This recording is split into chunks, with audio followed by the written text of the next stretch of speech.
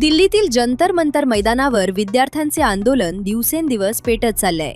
आता या आंदोलनाचे तीव्र पडसाद महाराष्ट्रातही उमटायला सुरुवात झालीय।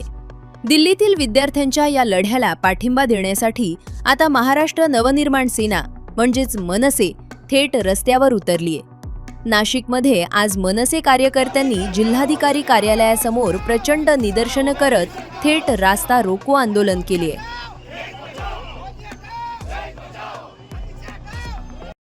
ज्या पद्धतीने सरकार विद्यार्थ्यांवर लाठीचार्ज करत आहे, केंद्र सरकारकडे जंतर मंतर येथे विद्यार्थी आपल्या मागण्या मागण्यासाठी गेलेले असताना ज्या पद्धतीने अमानुषपणे त्यांच्यावर हल्ला केला जात आहे, लहान मुलींवर हल्ला केला जात आहे, लहान मुलींच्या प्रायव्हेट पार्टला हात लावला जात आहे, एक पोलीस अधिकारी पाठीमागून त्यांच्या प्रायव्हेट पार्ट मध्ये काठी घुसवण्याचा प्रयत्न करतोय, अतिशय निंदनीय आहे।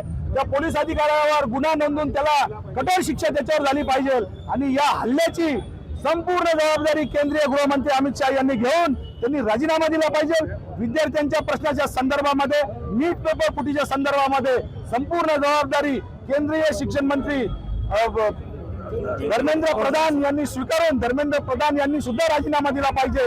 या मागण्यांकडे दुर्लक्ष करत असताना ज्या पद्धतीने लोकसभेचे विरोधी पक्षनेते राहुलजी गांधी हे पंतप्रधानांच्या निवासस्थानी आंदोलन करण्यासाठी गेले, त्यावेळेस राहुल गांधींशी सुद्धा यांनी गुंडमावळ्यांसारखी वागणूक केली, लोकशाही दाबून टाकण्याचा प्रयत्न केला, लोकशाहीची गळेचेपी करण्याचा प्रयत्न हे सरकार करत आहे। या सरकारला सत्तेतून खाली खेचण्यासाठी आता जनतेने पुढे आले पाहिजे आणि केंद्रीय गृहमंत्री अमित शाह आणि केंद्रीय शिक्षण मंत्री धर्मेंद्र प्रधान यांनी त्वरित राजीनामा द्यावा अशी आम्ही मागणी करतो।